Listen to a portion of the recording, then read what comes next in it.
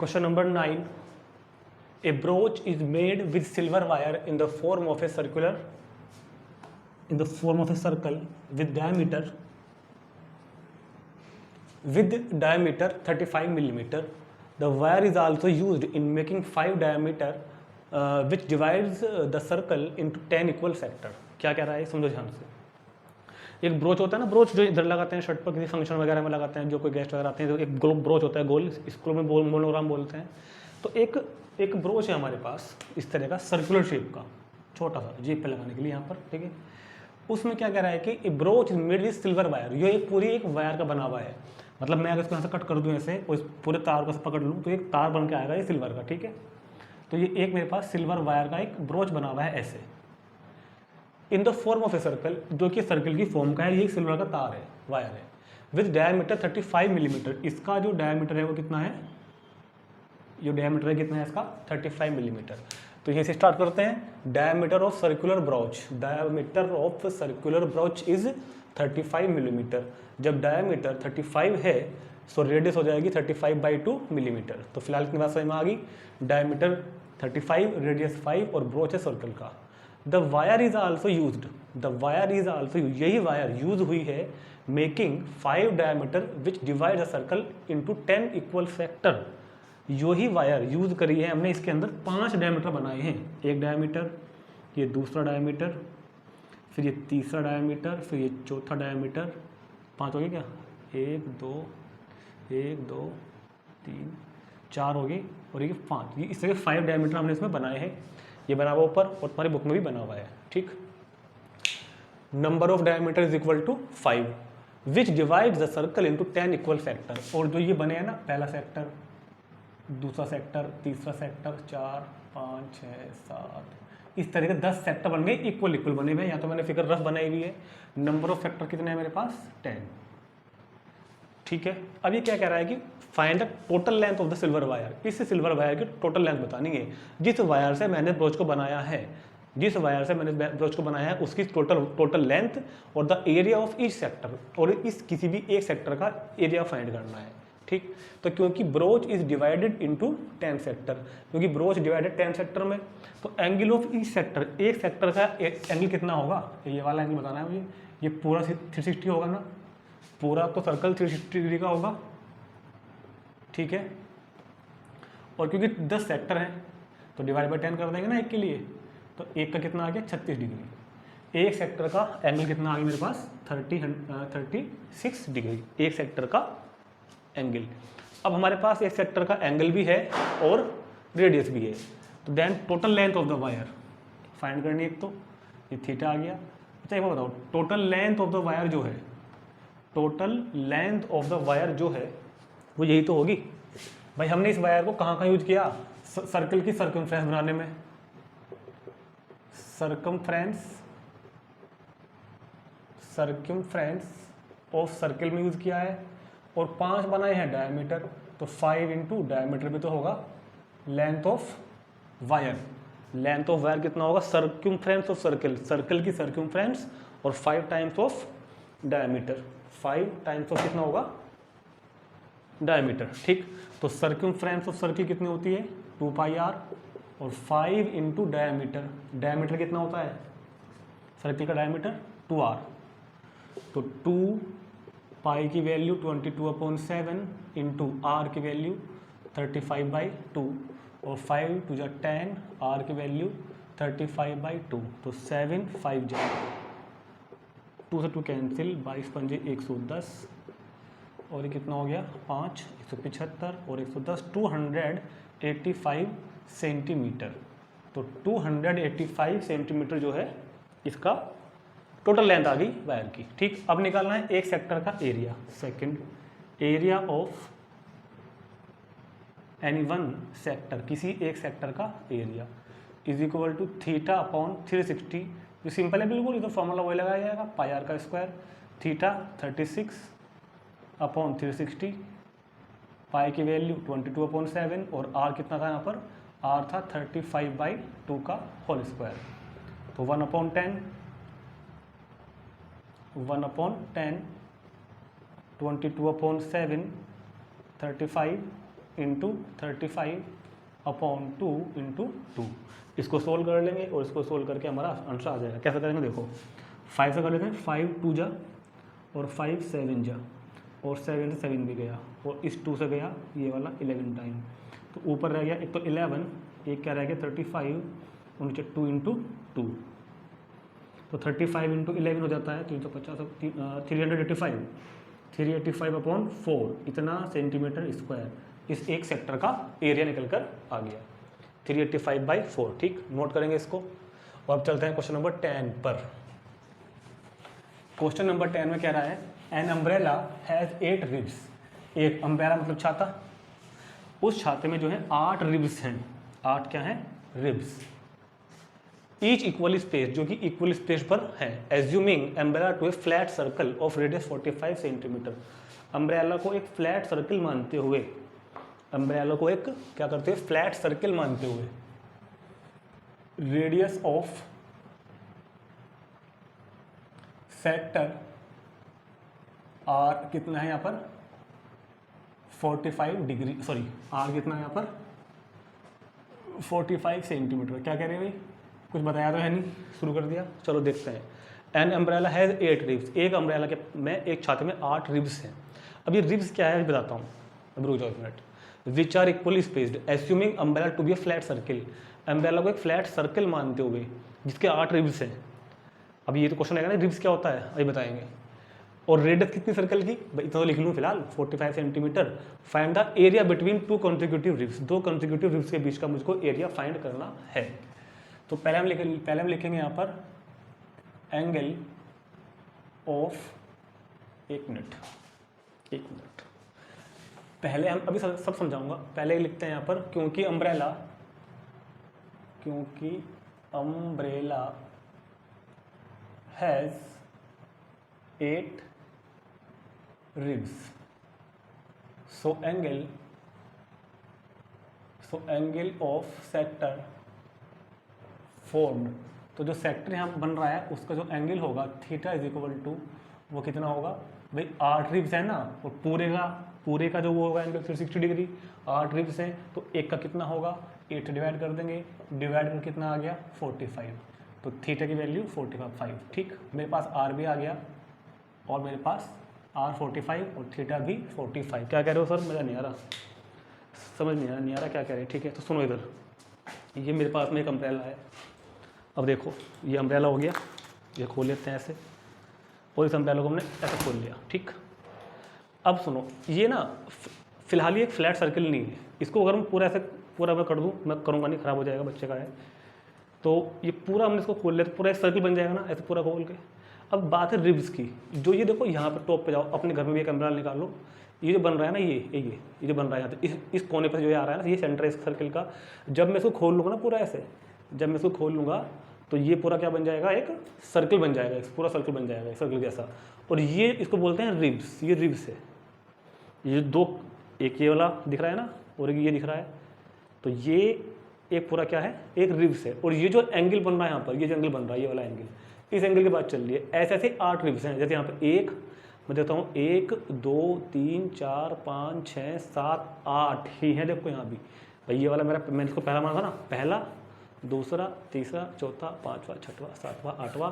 और जनरली छाते में, एक नॉर्मल छाते में 8 रिब्स होते हैं। ठीक, तो ये एक 8 रिब्स हैं इसके अंदर। तो यार ये बताओ, जब मैं इसको पूरा खोल दूंगा ना तो ये एक सर्कल तो बन जाएगा, पूरा सर्कल। और ये किसका काम करेगा, एक सेक्टर का, जिसकी रेडियस कितनी है 45। ये एंगल, जब ये पूरा एंगल 360 का है पूरा एंगल, और ये 8 रिब्स हैं इस तरह के, तो ये एक कितने का होगा, एक एंगल एक कितने का होगा, ये 45 का होगा 360 से डिवाइड करके। ठीक है, ये इसको हमने बंद कर दिया ऐसे। चलो, तो अब तो समझ में आ गया होगा ना। Radius of sector 45 centimetre, umbrella has 8 ribs, so angle of sector formed theta is equal to 360/8 45 degree. So क्या कह रहा है, find the area between 2 consecutive ribs. 2 consecutive ribs के बीच का एरिया फाइंड करना है। Area between 2 consecutive ribs is equal to area of sector, और एरिया ऑफ सेक्टर कितना होता है, theta upon 360 pi are square. Theta है 45 डिग्री अपॉन 360 डिग्री, पाई की वैल्यू है क्या क्वेश्चन में दे रखी क्या, नहीं दे रखी इस बार, 22/7 और आर स्क्वायर 45 स्क्वायर। तो बहुत ही सिंपल सा क्वेश्चन था ये। तो ये कितनी बार हो गया, 8 time 22/7 45 × 45।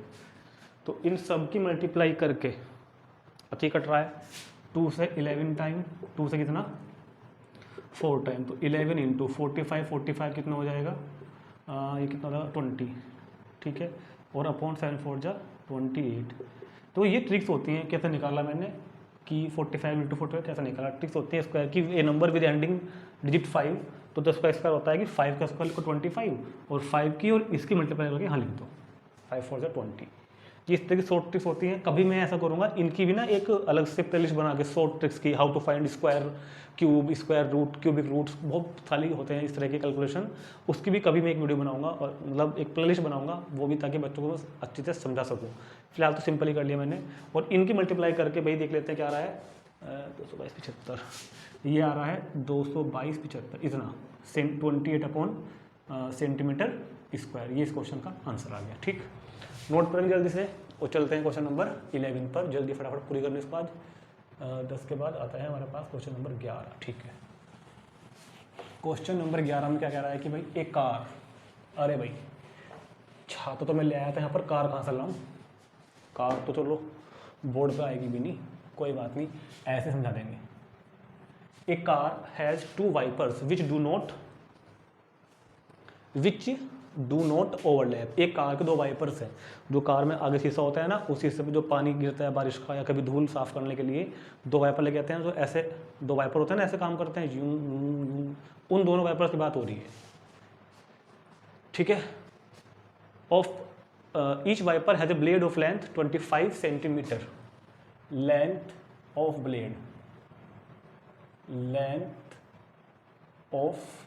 Blade is equal to 25 centimetre, sweeping through an angle of 115 degree. 115 degree तक वो घूमते हैं ऐसे। तो ये तो काम करेगा यहाँ पर रेडियस का, दैट इज रेडियस। अभी इसकी फिगर बना दूंगा एक, थोड़ा आइडिया के लिए, समझ जाओगे। वैसे बुक में दे रखी भी है, नहीं दे रखी क्या, अच्छा कोई नहीं। रेडियस कितनी हो गई, R is equal to 25 centimetre, और एंगल जो है थीटा वो कितना है 115 डिग्री। तो find the total area clean by the each sweep. Find the area between, find the total area. ठीक, अब सुनो, मान लो, ये बहुत ध्यान से समझना, ये कार का वो आगे वाला शीशा है। ठीक, यहाँ पर वो एक ऐसे एक वाइपर लगा हुआ है, और एक वाइपर यहाँ पर वो ऐसे लगा हुआ है। ठीक है, और इसका जो ब्लेड है पूरा ये 25, चलो इसको वहाँ पर 25 का हो गया ना, तो इसको मैं यहाँ पर हटाऊंगा नहीं, क्योंकि जितने ज़्यादा फिर ये फिगर ज़्यादा सड़ जाएगी, ऐसे रहने देते हैं। 25 का है। ठीक, थोड़ा बड़ा कर दो इसको, क्योंकि कहोगे भाई हमें आदत से थोड़े साफ़ करना, इससे तो हम पूरे साफ़ करेंगे ना। अच्छा, जब ये काम करता है ना, सुनो मेरी बात, जब ये काम करता है ऐसे, तो कैसे काम करता है, ये वाला ऐसे। तो जब ये घूमेगा, जब ये अपना काम करेगा, तो ये भाई जब ये हाथ हो जाएगा ऐसे, ऐसे जाएगा और ऐसे जाएगा, ऐसे ऐसे। तो जितने एंगल पे घूम रहा है ना, ये जितने एंगल बना रहा है, यह है 115 डिग्री। तो ये एक, ये भी अगर आप देखो ध्यान से, ये भी क्या बन रहा है, सेक्टर। भाई ये किस तरह है, सेक्टर तो बन गया।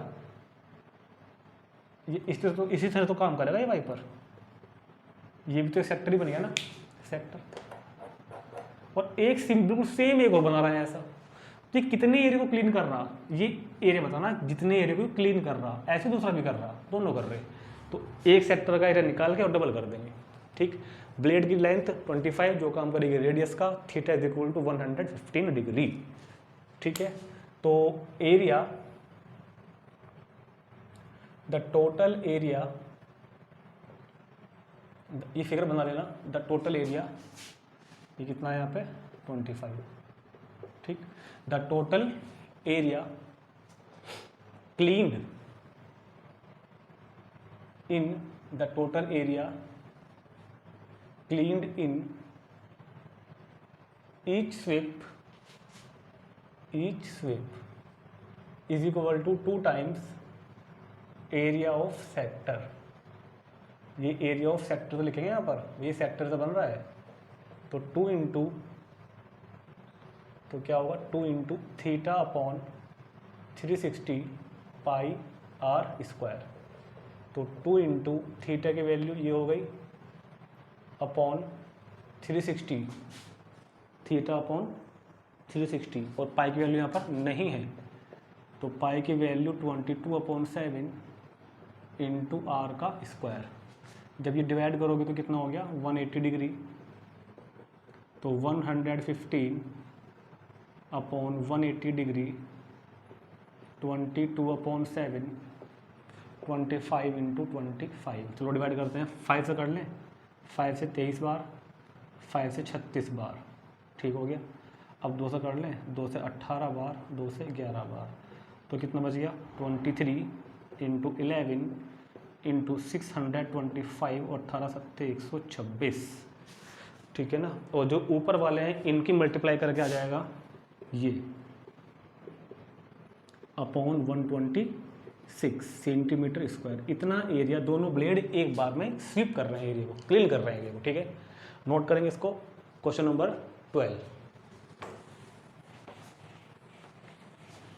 अब क्वेश्चन नंबर 12 में क्या कहता है कि to want to ship underwater rocks a lighthouse spread a red colour light over a sector of angle 80 degree over a sector 12 angle of sector angle. अब इस क्वेश्चन में क्या कह रहा है भाई, क्या मतलब है इसका बताते हैं। Angle of sector theta is equal to कितना है 80 degree to distance of 16.5 kilometre. Distance जो डिस्टेंस है जो कि काम करेगी रेडियस का, वो कितनी है 16.5 kilometre. Find the area of the sea over which the ship are warned. क्या मतलब ये बताऊंगा, तो पहले लिख लेते हैं लैंग्वेज थोड़ा सा। Area of the sea, area of the sea, area of the sea over which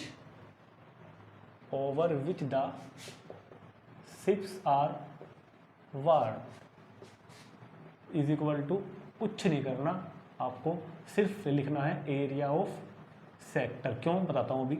formula लगा देंगे कितना, theta upon 360 into pi r का स्क्वायर। अब समझो इस बात को, ये क्यों हो रहा है, क्या ऐसा क्या कहा उसने। अभी तो हमने क्वेश्चन को नहीं पता कि उसने क्या कहा है। देखो जब समुद्र में रात के टाइम जहाज जा रहे हैं, शिप जा रहे हैं, तो उनको ना वार्न करने के लिए, उनको कभी कुछ दिखाने के लिए समुद्र के अंदर मतलब कोने पर अंदर तो नहीं बनेंगे, वो बने होते हैं सेंटर, कह सकते हैं तरह से सेंटर बने होते हैं अंडर वाटर बॉक्स के लिए सेंटर बने होते हैं, जो उनको लाइट दिखाते हैं बहुत दूर से। कभी आपने किसी मूवी में, कभी किसी सीरियल में देखा होगा, अगर कभी किसी में आया हो तो बहुत ही पावरफुल लाइट, बहुत ज़्यादा पावरफुल, जो बहुत दूर तक जा सकती है।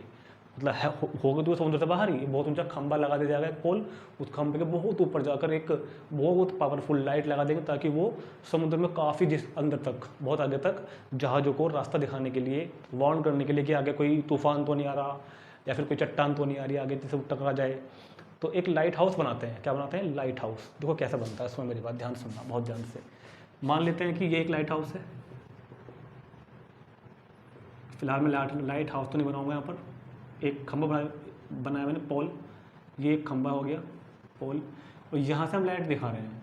तो जरा सोचो, कभी वो करना, कभी बिल्कुल एक अंधेरे में ना, रात को आज अंधेरे में एक टॉर्च जलाना, ऐसे टॉर्च, जैसे कभी पहले आती ना लेज़र लाइट आती थी, लेज़र लाइट अब भी आती है, वो बच्चे लाल रंग की लेज़र लाइट खेल से मारते हैं ऐसे, या फिर टॉर्च जो होती है। तो जो टॉर्च से जो वो रोशनी निकलती है ना, कभी आज करके देखना, मोबाइल की टॉर्च जला लेना चाहिए आप बिल्कुल अंधेरे में, लेकिन रोशनी नहीं होनी चाहिए, कमरे में अंधेरा करके। जब मोबाइल की टॉर्च होगी ना, तो जिस टाइम टॉर्च वहाँ से लाइट निकल रही होगी, उस टाइम पे तो बिल्कुल एक हल्की सी एक रे दिखाई देगी आपको, एक हल्की सी रे निकलते टाइम, हल्की सी।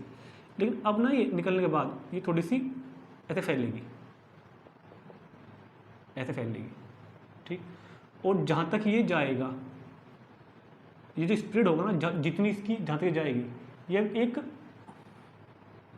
आपने फिजिक्स में भी देखा होगा, फिजिक्स में भी पढ़ा होगा यहाँ से तो निकलेगी और ये इस तरह से, कुछ इस तरह से फैलेगी, ठीक है। ऐसे तो होता है ना लाइट में भाई, जो हम टॉर्च जलाते हैं, लेजर लाइट जलाते हैं, या फिर मोबाइल की टॉर्च ले लो आजकल तो खैर, टॉर्च लो लाइट, इस तरह से जो लाइट स्प्रेड हो रही है वो इस तरह से होगी। कहने का मतलब एक सेक्टर की फॉर्म में, एक सेक्टर की फॉर्म बनेगी यहाँ से ऐसी। तो इस तरह का एक क्वेश्चन ये लिखा हुआ है कि एक टू वार्न शिप को वार्न करने के लिए under water rocks a lighthouse spread, एक लाइट हाउस रेड कलर की लाइट को स्प्रेड कर रहा है लाइट ओवर ए सेक्टर, जो कि एक सेक्टर की फॉर्म में है जिसका एंगल 80 डिग्री बन रहा है, और ये कहाँ तक जा सकती है 16.5 किलोमीटर तक। आपको फिगर बनानी पड़ेगी, फिगर के बिना क्वेश्चन नहीं समझ पाओगे आप। 16.5 किलोमीटर, देखो अगर रटना है तो रट लो, ऊपर से देख के 3 लाइन तो लिखनी, लेकिन समझने वाली बात ये है, ठीक है। तो मुझको ये एरिया बताना है, जितने एरिया को लाइट दिखा रहे हैं हम लोग, भाई लाइट तो सारे को दिखाए ना हम लोग, खाली यहीं थोड़े दिखा रहे, रोज तो यहाँ भी जाए ना सारे में। तो area of the sea over which the ship are warned is equal to area of sector theta upon 360। अब तो कुछ नहीं है, अब तो केवल कैलकुलेशन है सिंपल, 22/7 और आर का स्क्वायर 16.5 का स्क्वायर, ठीक है। और यहाँ तो कुछ मुझे लगता है कि पाई की वैल्यू गिवन है भाई, 3.14 गिवन है यहाँ पर, तो यही लेनी पड़ेगी मुझको। ये से काट दो और 4 2 जा 8, 4 9 जा इतना हो गया, 3.14 16.5 और 16.5, और ये सब कुछ सिंप्लीफाई करके मल्टीप्लाई करके आएगा 189.97 189.97 किलोमीटर स्क्वायर। इस बार क्वेश्चन था वो किलोमीटर में था, किलोमीटर स्क्वायर, ठीक। नोट कर लो उसको जल्दी से। क्वेश्चन नंबर 13 देखते हैं फिर।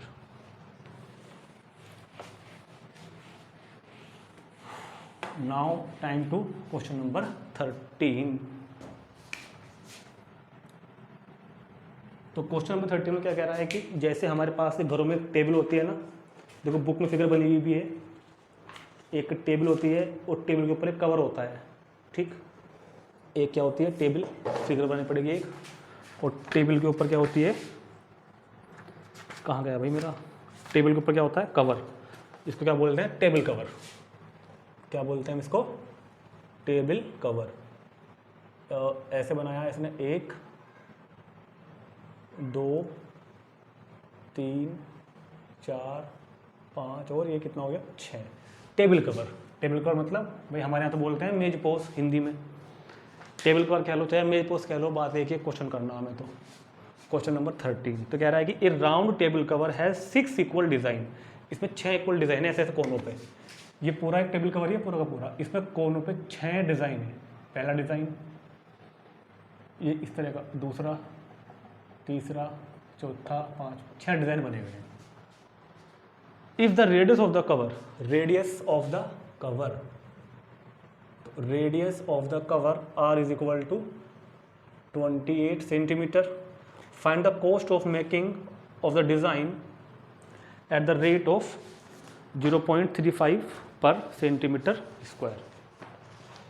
तो ये कह रहा है कि अगर इस कवर पे एक डिज़ाइन बनाने की जो कॉस्ट है वो 0.35 रुपीज़ है एक की, एरिया के हिसाब से 0.35 पर मीटर स्क्वायर, तो इन 6 डिज़ाइनों को बनाने की कॉस्ट बतानी है। तो पहले हमें निकालनी पड़ेगी 6 डिज़ाइनों का एरिया, और फिर उन 6 डिज़ाइनों के एरिया को मल्टीप्लाई कर दूंगा मैं उस रेट से, तो कॉस्ट निकल के आ जाएगी उसकी। तो पहले निकालना पड़ेगा एक डिज़ाइन का एरिया, और अगर आप देखें तो जो एक डिज़ाइन है ना, एक डिज़ाइन ये एक सेगमेंट का काम कर रहा है, यहाँ पर सेक्टर नहीं है ये सेगमेंट है। तो हम पहले इसको ओ मान लेते हैं, इसको यहाँ ज्वाइन कर देते हैं ऐसे, ठीक। तो रेडियस कितनी है 28, तो मुझको पहले निकालना पड़ेगा एक डिज़ाइन का एरिया, एक डिज़ाइन का एरिया, उसके लिए मुझको ये वाला एंगल भी तो चाहिएगा ना शायद, मुझे लगता है, ठीक है।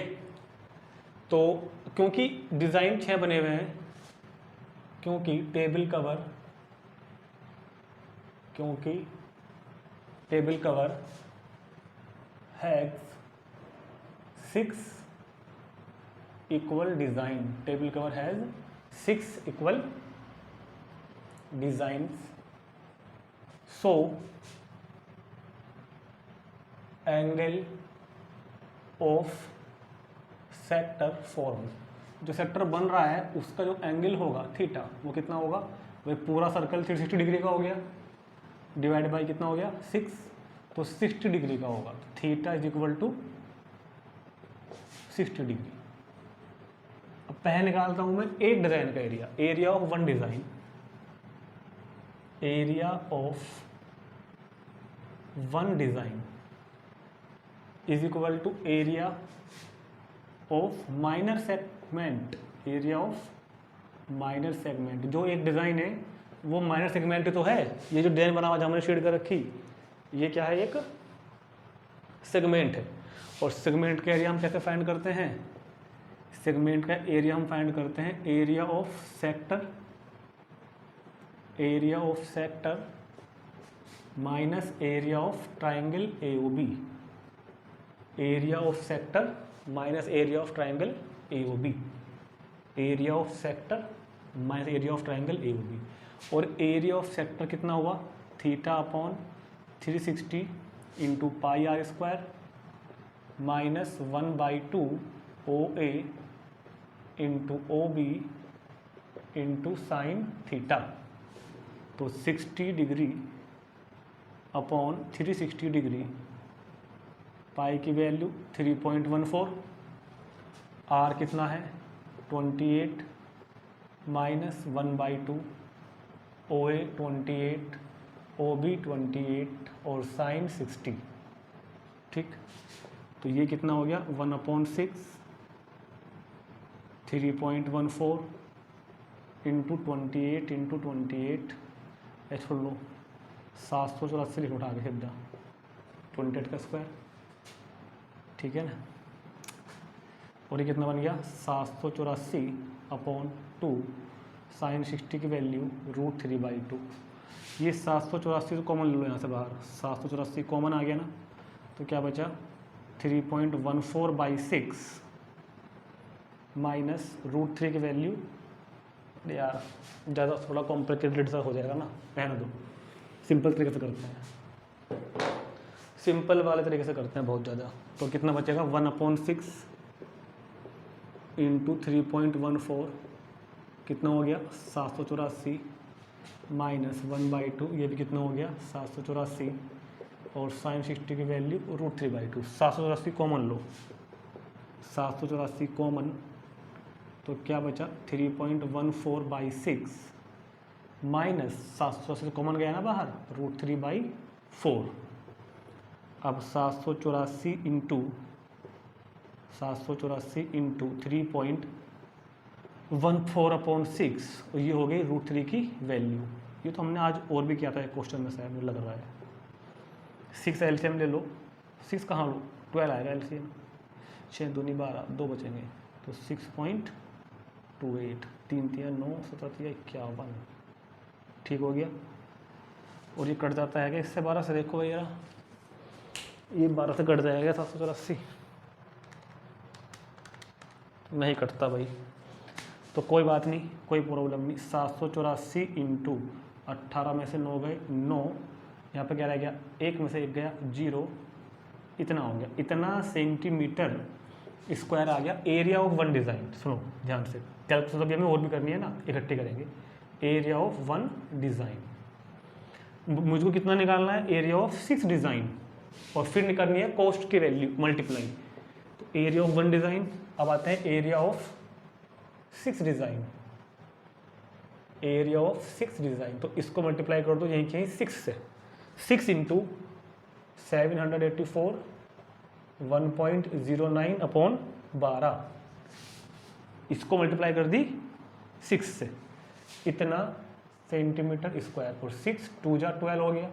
अब 2 से कट जाएगा ना ये 39 और इंटू 2 1.09। तो area of 6 design, area of 6 design मेरे पास आ गया ये वाला 392 इंटू 1.09 सेंटीमीटर स्क्वायर। अब ये कह रहा है कि 0.35 रुपीज़ के हिसाब से कॉस्ट ऑफ मेकिंग निकालनी है। So cost of making,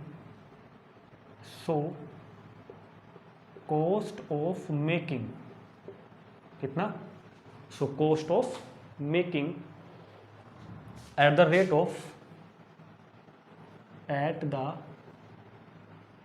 of 0.35 क्या लिखा हुआ है पर, अरे यहाँ लिखा हुआ 0.35 पर सेंटीमीटर स्क्वायर। अरे ये आज लगवाया तो अभी आदत नहीं पड़ी, ये आज लगवाया ना, तो किताब में देख रहा हूँ अभी 0.35 per centimetre square is equal to 392 into 1.09 into 0.35। इस सारे की मल्टीप्लाई करके हमारा आंसर आ जाएगा रुपीज़ में, इतने रुपीज़ लगेंगे, ठीक है ना। 392 इंटू 1.09 तो 149, 392 1.09.35। कुछ गड़बड़ कर दी हमने, हमें लगता है कुछ सही नहीं आ रहा मेरे हिसाब से आंसर क्वेश्चन का।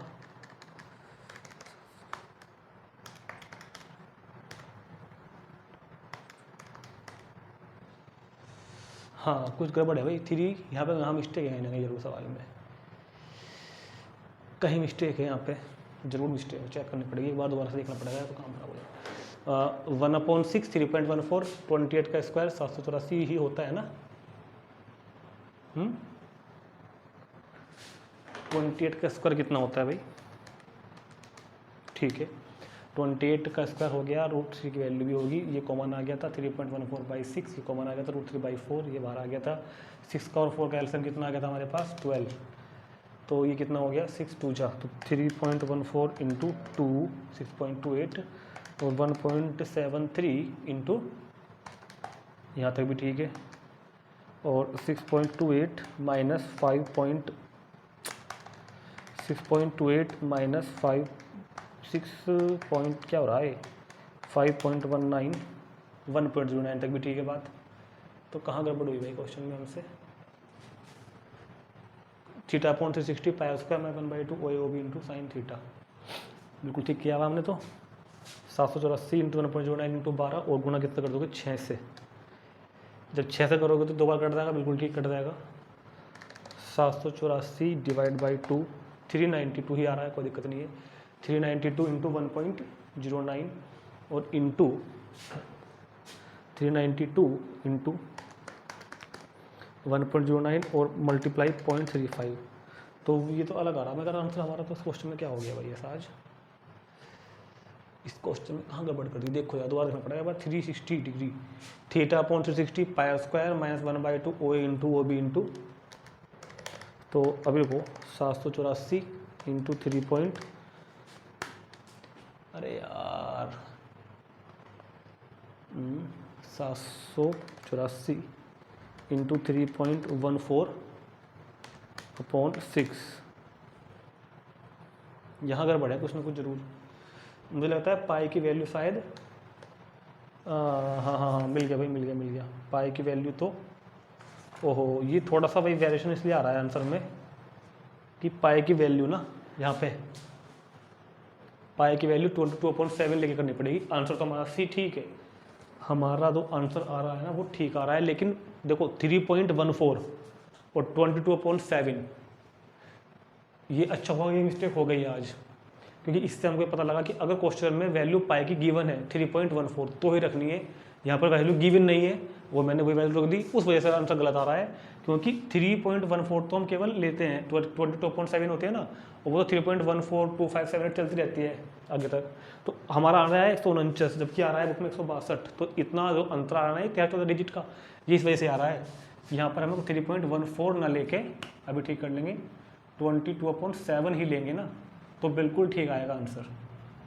तो अगर क्वेश्चन में वैल्यू नहीं दी तो याद रखें सभी बच्चे अब से, तो ये तो भी पूरे बदलना पड़ा मुझे अगले का क्वेश्चन, ठीक है कोई प्रॉब्लम नहीं, ये चला दें ऐसे ही काम को, चला दें ऐसे ही, चलो ऐसे कर लेते हैं।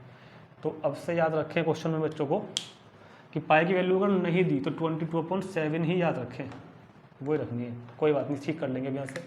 अब सुनो क्या होगा, ये 11 बार 2 से 11 बार 2 से 3 बार, तो 11 ठीक है, और ये 11 हो गया, दोबारा करना पड़ेगा, कितना बेटा 1/6 इंटू 22.7 और ये हो गया 84। तो 2 से करोगे 11, 2 से करोगे 3, 7 एकम 7 और 12 सत्ते 84। ठीक है, तो 11 गुना 112, 11 गुना 112 अपॉन 11 गुना 112 अपॉन 3 और माइनस 784। इसको भी कर लो, इसको भी कर लो डायरेक्ट, इसको भी कर लो। 392 और कटेगा आगे, 2 एकम 2, 2 नियम 18, 2 चिक 12 और इसकी वैल्यू कितनी होगी 1.73। अब देखते हैं क्या आती है, जरा करके सोल्व बहुत अच्छी तरीके से देखते हैं इस बार।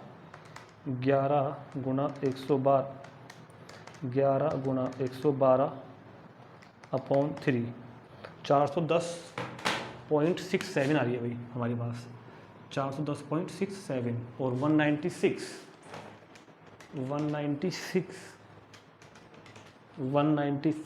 Into 1.73 is equal to 333 point कितना है 333.2।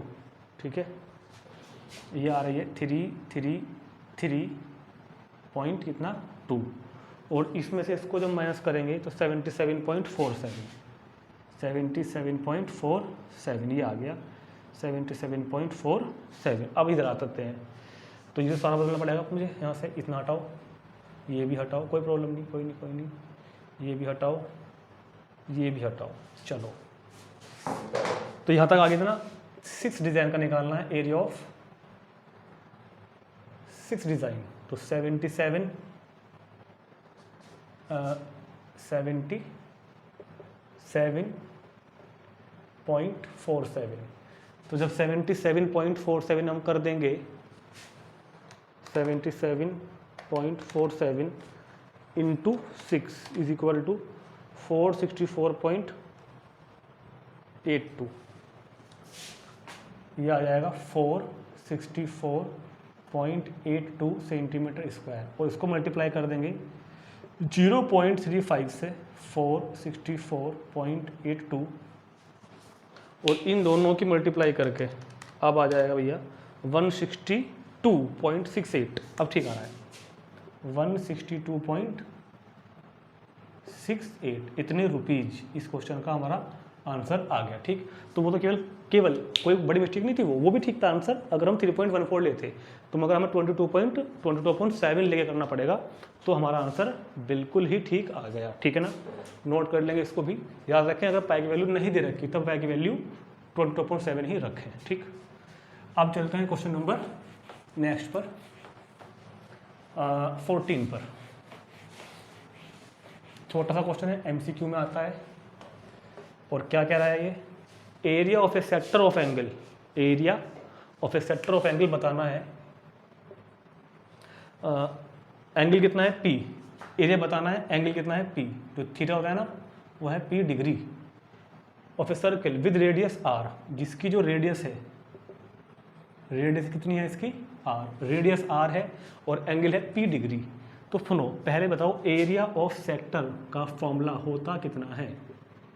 एरिया ऑफ सेक्टर का फॉर्मूला होता है theta upon 360 into pi are square, ये होता है ना फॉर्मूला।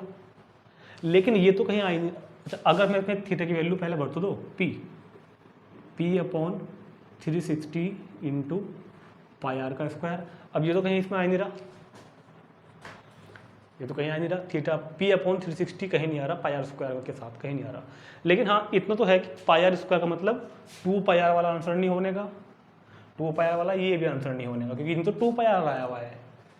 पाई आर स्क्वायर के लिए 180 वाला होगा, जब पाई आर स्क्वायर वहाँ पे 2 पाई आर स्क्वायर लगा हुआ है। तो देखो, जब pi are square into P है, pi are square into P, pi are square into P upon 360 upon, तो दोनों अलग वैल्यू होगी ना, तो हमको आंसर बनाना पड़ेगा यहाँ पर। तो अगर मैं इस वाले को P अपॉन 360 डिग्री को 2 से डिवाइड और मल्टीप्लाई कर दूँ तो P 2 की अपॉन में हुई 360 में तो 72, ठीक, और साथ में कितना बन गया 2 पाई आर स्क्वायर बन गया ना डी वाला आंसर।